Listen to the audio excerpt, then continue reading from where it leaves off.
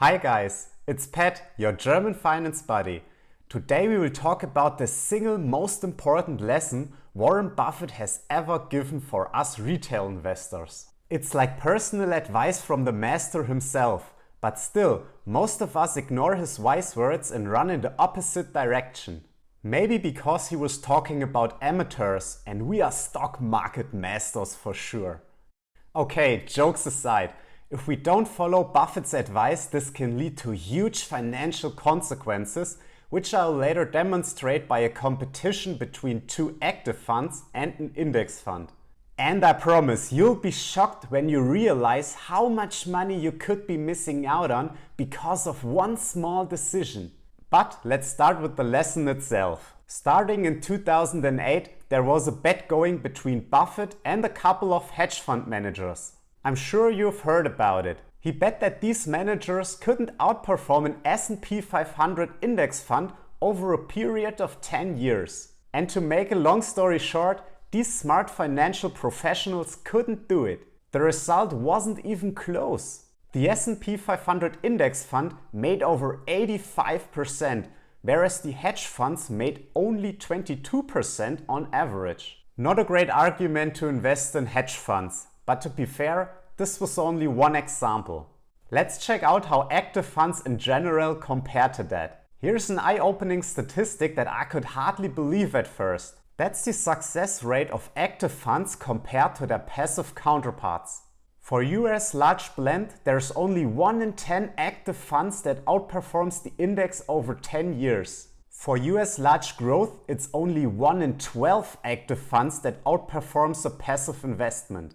If you take a look at the funds with the highest fees, it gets even worse. Choosing the right fund is just luck, like rolling 2 sixes in a row.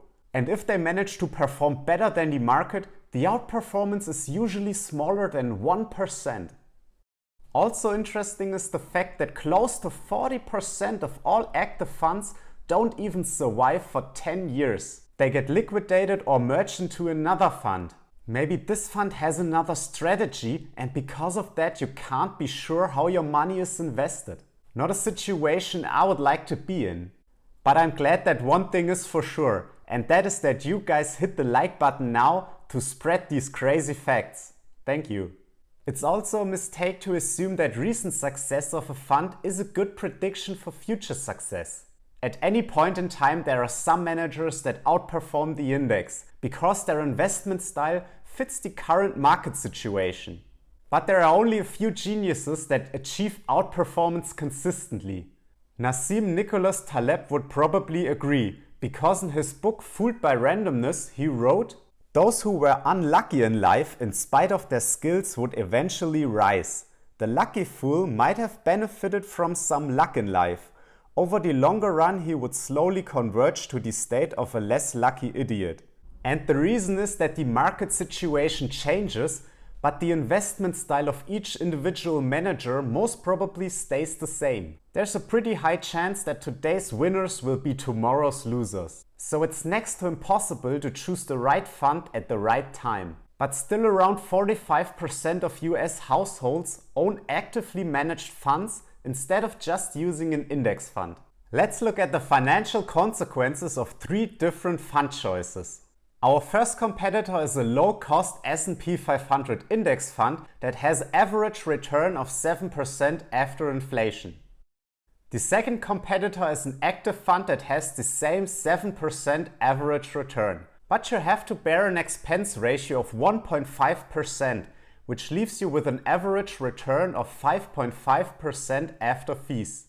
Our last competitor is an actively managed fund with an expense ratio of 0.5% and an average return of 4%. So the overall return is 3.5% after fees. Remember, you are most likely choosing an underperforming fund because less than 10% of all funds beat the market over a period of 10 years or more. We assume that we start with $0 today and invest $1,000 per month for a total period of 30 years. Over the course of the first 10 years, we invest a total of 120 grand of our own money. After 10 years, the below average active fund is valued at $143,432, whereas the index fund is worth more than 173 grand. A difference of almost 30 grand after only 10 years. Pretty impressive. But this is just the beginning. From now on, it gets crazy. After 20 years and a total investment of 240 grand, the index fund is worth more than $520,000. That's the magic of compound interest. The active funds are worth 435 grand and 346 grand respectively.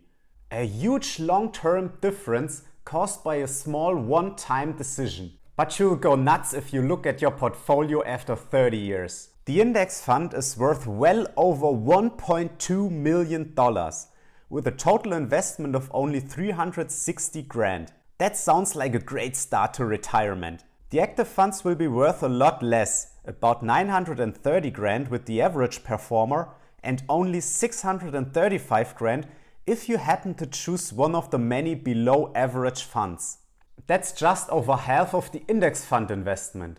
If you are surprised by the big consequences of such a small decision, please go on and share the video with your friends and family. Everyone should know that. And if you are wondering how to save the $1,000 you need to invest each month to become a millionaire, just check out my video 10 reasons why the middle class is always broke. Link down below in the description.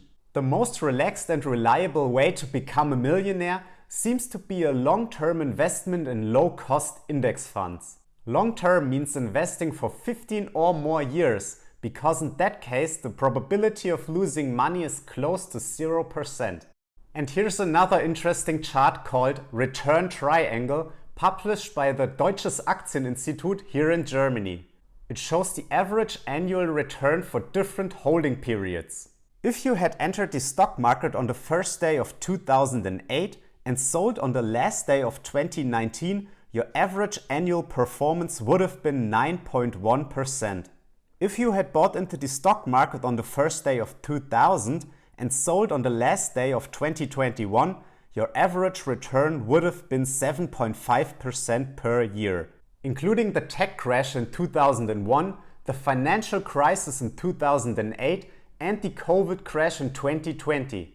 Not too bad a performance considering these three major corrections. Maybe that's the reason why at the end of 2021, passive funds own more US stocks than actively managed funds for the first time ever.